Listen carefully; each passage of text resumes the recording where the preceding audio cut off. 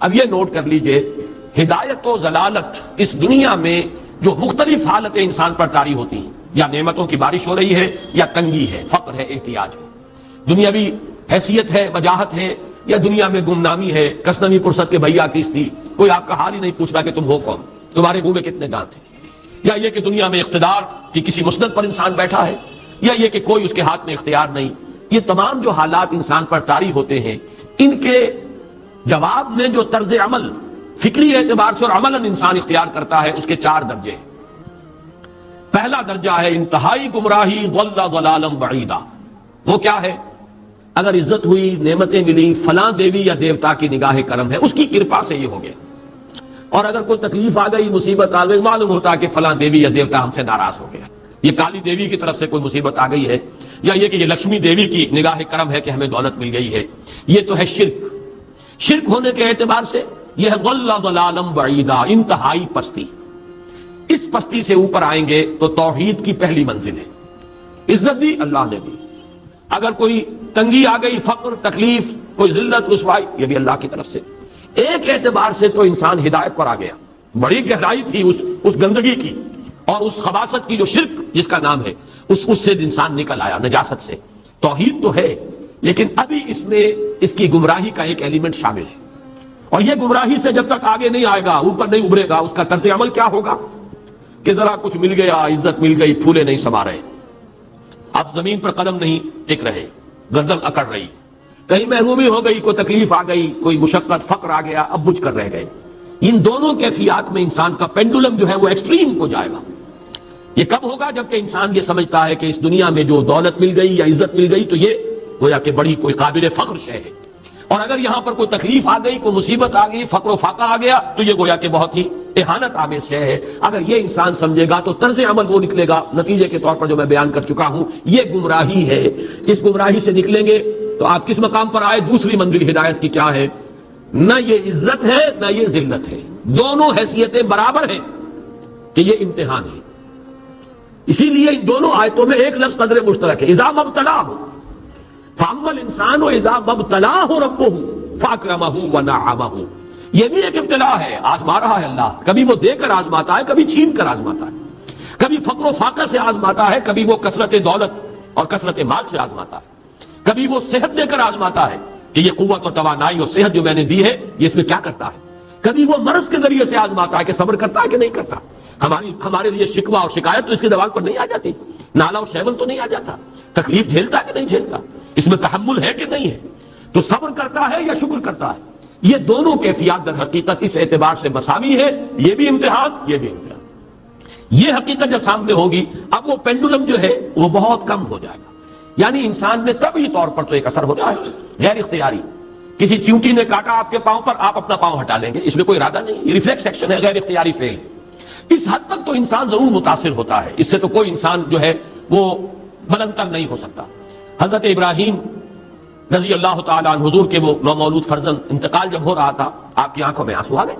اب یہ طبعی اثر ہے، ایک فعل ہے، انفعالی کیفیت ہے جو بالکل طبعی ہے، لیکن یہ نہیں کہ اس کی وجہ سے انسان کی زبان پر کوئی شکوہ آ جائے، کوئی شکایت آ جائے، یہ نہیں ہوگا، یہ ایمان کے منافی ہے۔ اسی طریقے سے اگر کوئی خوشی ہوئی ہے تو چہرے کے اوپر ایک نکھار آ جائے گا، تبسم آ جائے گا، اس سے زائد نہیں۔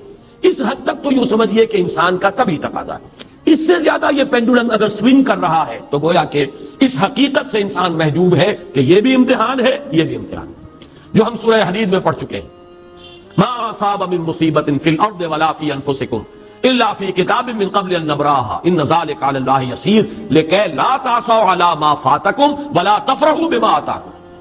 اللہ تمہیں کچھ دے تو اتراؤ مت، اللہ تم سے کچھ چھین لے تو اس کے اوپر افسوس مت کرو۔ یہ نتیجہ ایمان کا نکلنا چاہیے۔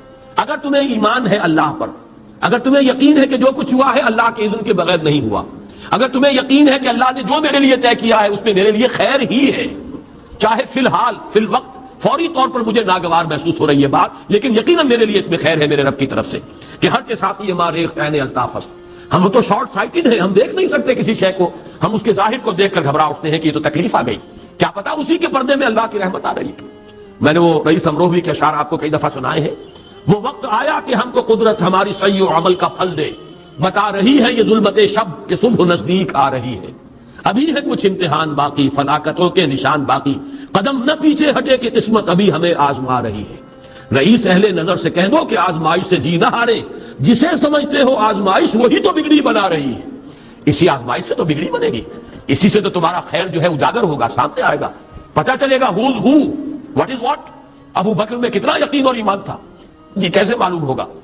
کیسے معلوم ہوگا کہ بلال میں کتنا سہار، کتنا تحمل تھا، کتنا صبر تھا، اگر وہ مصیبت ان پر نہ آتی کہ جو امیہ ابن خلف کے ہاتھوں ان پر قیامت ٹوٹ رہی تھی۔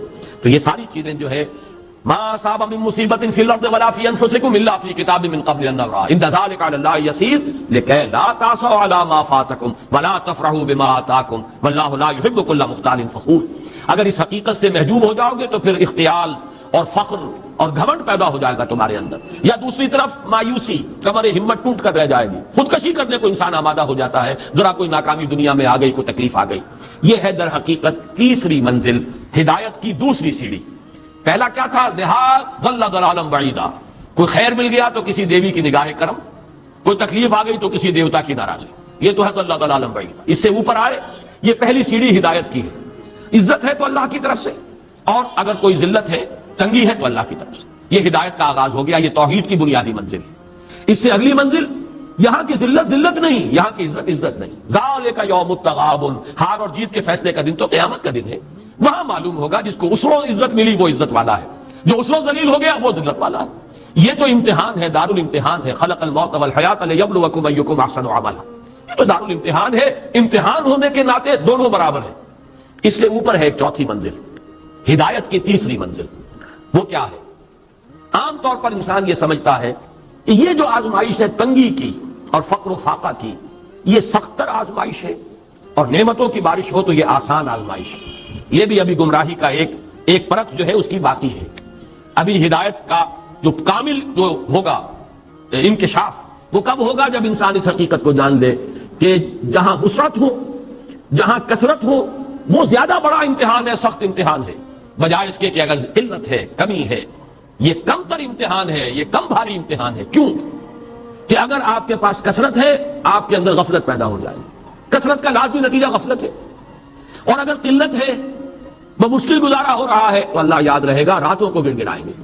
آسائش میں اللہ کو بھول جانا زیادہ ممکن ہے، بلکہ متوقع ہے، اور تکلیف میں اللہ کا یاد آنا زیادہ متوقع ہے۔ اس میں انسان فریاد کرتا ہے، اللہ سے دعا کرتا ہے، تو کون سی چیز نتیجے کے اعتبار سے بہتر ہوئی؟ معلوم ہوا یہ امتحان جسے آپ ہلکا سمجھ رہے ہیں یہ سختر ہے۔ اگر اصل کامیابی قیامت کی اور آخرت کی ہے تو یہ امتحان زیادہ سخت ہے بنسبت اس امتحان کی، اگرچہ اس امتحان کی بھی ایک آخری شکل ہے جس کے بارے میں حضور نے فرمایا کاد الفقر ان یکون کفرا۔ لیکن عام حالات میں یہ سمجھ لینا چاہیے کہ یہ بھی امتحان، یہ بھی امتحان، لیکن اگر تنگی ہے اس کے لیے بھی حدیث بڑی پیاری ہے۔ حضور نے فرمایا ما قل و کفا خیر مما کثر و الہا، اگر کم ہو لیکن کفایت کر جائے، ضرورت پوری ہو گئی، پیٹ کو جتنا درکار تھا جسم اور جان کا رشتہ برقرار رکھنے کے لیے اتنا مل گیا، نہیں کوئی کئی کورسز کے ڈنر کھائے ہیں، نہیں کوئی اس کے اندر جو ہے لذت ہے، لیکن یہ کہ بنیادی ضرورت پوری ہو گئی، کسی کے سامنے ہاتھ نہیں پھیلانا پڑا، کسی کے سامنے عزت نفس کو ہتھیلی پر رکھ کر پیش نہیں کرنا پڑا۔ ما قل و کفا، جو کم ہے لیکن کافی ہے، خیر وہ کہیں بہتر ہے اس سے مما کثر و الہا، جو ہو تو بہت لیکن اس سے غفلت طاری ہو جائے۔ الہاکم التکاثر، یہ تکاثر تو انسان کو غفلت کے اندر مبتلا کر دینے والی شے ہے۔ یہ ہے اصل میں کہ جس کے لیے تاریخی اعتبار سے نوٹ کر لیجئے واقعہ امام احمد ابن حنبل رحمہ اللہ، ان کی تاریخ کا، ان کی زندگی کا یہ واقعہ بہت ہی سبق آموز ہے۔ خلق قرآن کے مسئلے پر جب خلافت بنی عباس کے دوران ان پر تشدد ہو رہا تھا، مارا جا رہا تھا، جیل میں تعذیب، پرسیکیوشن، وہ مار ماری جا رہی تھی جس کے بارے میں آتا ہے کہ اگر ہاتھی کو بھی وہ مار ماری جاتی تو وہ بھی بلبلا اٹھتا۔ اس وقت کبھی ان کی آنکھوں میں آنسو نہیں آئے، ایک صبر اور ثبات اور استقلال کا پہاڑ کھڑا جھیل رہا۔ پھر وہ حکومت تبدیل ہو گئی، اب وہ جو خلیفہ وقت ہے وہ خود اس مسئلے میں ان کے ہم خیال ہیں، اب انہیں جیل سے تو نکال دیا گیا۔ اس کے بعد یہ کہ ایک وقت آتا ہے کہ دارالخلافہ سے اشرفیوں کی ایک تھیلی لے کر ایک شخص آتا ہے کہ یہ خلیفہ نے آپ کو ہدیہ بھیجا ہے، نذرانہ ہے، اس پر رو پڑے اور یہ عرض کیا بارگاہ خداوندی میں، پروردگار میں اس آزمائش کے قابل نہیں ہوں، یہ آزمائش کہیں سخت ہے، یہ سنہری آزمائش، وہ پہلی آزمائش، اس کو ریزسٹ کرنا جو ہے، ٹیمپٹیشن کو ریزسٹ کرنا، یہ کہیں مشکل ہے اس پرسیکیوشن اور اس تشدد کو برداشت کرنے سے۔ تو یہ خاص طور پر یہ نمایاں نشان ذہن میں رکھیے۔ تو ان آیات میں کہ جو نہایت اہم ہے یہ دو آیتیں قرآن مجید کی، بظاہر سوال آتا ہے کہ اس میں حرج کی کون سی بات ہے، اللہ تعالیٰ معز ہے، اللہ تعالیٰ مذل ہے. تعز من تشاء وتذل من تشاء بیدک الخیر، یہ سورہ آل عمران میں آیت آئی کہ نہیں آئی؟ لیکن یہ کہ اصل میں یہ 4 درجے ذہن میں رہنے چاہیے. اگر آسانی ہو، عزت ہو، دولت ہو، فراوانی ہو تو کسی دیوی کی نگاہ کرم یا دیوتا کا کرم. تکلیف ہو، مصیبت ہو تو کسی دیوی یا دیوتا کا اظہار غضب، ناراضگی کا مظہر. اس سے اوپر آئے جو عزت دی ہے اللہ نے دی ہے، مجھے اللہ نے باعزت کر دیا دنیا میں، اور یہ ذلت اللہ نے مجھے ذلیل کر دیا، اس کے اعتبار سے یہ ہدایت ہے، توحید تو آ گئی. لیکن ابھی گمراہی کا ایک ایلیمنٹ شامل ہے. وہ گمراہی کیا ہے کہ نہ یہاں کی عزت عزت ہے، نہ یہاں کی ذلت ذلت ہے. وہ جو بھی سردی گرمی اور نرمی سختی، ان تمام کو جو ہے وہ برابر رکھو کہ دونوں جو ہے یہ آزمائش کی کیفیتیں برابر ہیں. یہ ہو گئی گویا کہ اس سے ایک درجہ بلند.